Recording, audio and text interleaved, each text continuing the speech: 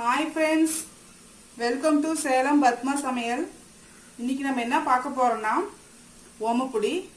வாங்க போய் பார்க்கலாம். அதுக்கு முன்னாடி நம்ம சேனல் இப்போ தான் புதுசாக பார்க்குறீங்கன்னா சப்ஸ்கிரைப் பண்ணிக்கோங்க. பக்கத்தில் இருக்கிற பெல் பட்டனையும் கிளிக் பண்ணிக்கோங்க. இப்போது அந்த ஓமப்பொடிக்கு தேவையான பொருள் பார்த்திங்கன்னா இந்த மாதிரி 1 கப் அளவுக்கு கடலை மாவு, 1/4 கப்பு அரிசி மாவு. பார்த்தீங்கன்னா ஓமம் வந்து நான் ஒரு 1/4 மணி நேரமாக 1 டீஸ்பூன் அளவுக்கு எடுத்து தண்ணியில் இது மாதிரி ஊற வச்சுருக்கேன். 1 டீஸ்பூனு வெண்ணெய் உருக்கி வச்சுருக்கேன்.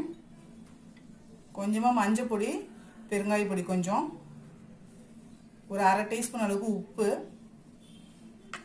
கருவேப்பிலை கொஞ்சம். இப்போ முதல்ல இந்த ஊற வச்ச ஓமத்தை மிக்சியில் நல்லா அரைச்சி வடிகட்டி எடுத்துகிட்டு வந்துடுறேன். இப்போ பாருங்கள், நான் ஒரு பவுல் எடுத்துருக்கேன். ஃபஸ்ட்டு மிக்ஸ் பண்ணிக்கலாம். கடலை மாவு, அரிசி மாவு, மெஷரிங் கப் இல்லைன்னா நீங்கள் ஏதோ ஒரு கப் எடுத்துக்கோங்க. அதில் 1 கப் அளவுக்கு கடலை மாவு, அதுலேயே 1/4 கப் அளவுக்கு அரிசி மாவு எடுத்துக்கோங்க. இப்போ மஞ்சள் பொடி, பெருங்காயம், உப்பு போட்டுட்டு இதை நல்லா கலந்து விட்டுக்கலாம். ஃபஸ்ட்டு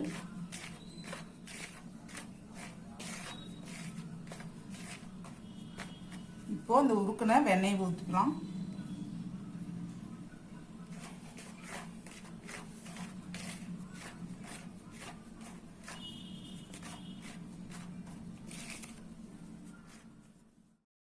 பாருங்க, அரைச்சி வடிகட்டி வச்சிருக்கேன் அந்த ஓமம் தண்ணி, அது கொஞ்சம் கொஞ்சமாக ஊற்றிக்கலாம்.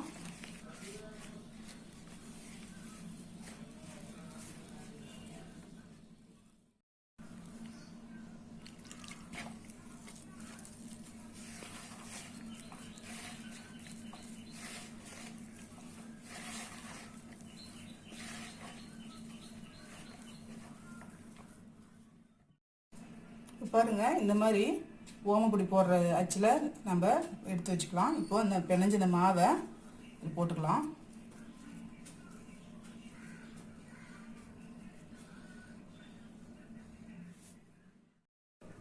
இப்போ பாருங்க, நான் ஆயில் ஊற்றி வச்சிருக்கேன். ஆயில் ஹீட் ஆயிடுச்சு. இப்போ நம்ம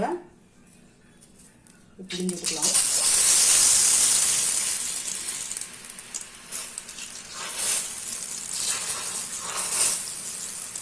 ஃப்ளேம் வந்து குறைச்சிக்கோங்க.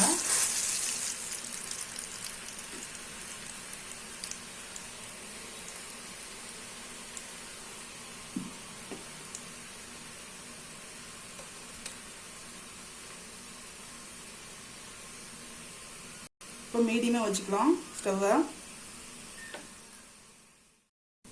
இப்போ அப்படியே திருப்பி விட்டுக்கலாம்.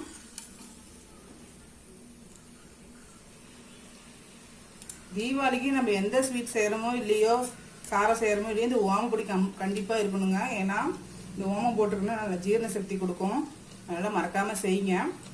ஈஸியாகவும் இருக்கும். இப்போ பாருங்கள், சலசலப்பு அடங்கிருச்சு. எடுத்துடலாம். ஓமப்பொடி ரெடிங்க.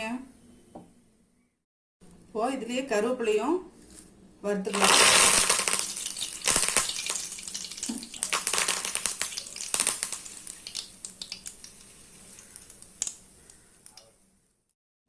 இப்போ இதுக்கு மேலே நம்ம கருவேப்பிலை போட்டால் அவ்வளோதாங்க, நம்ம ஓமப்பொடி ரெடி.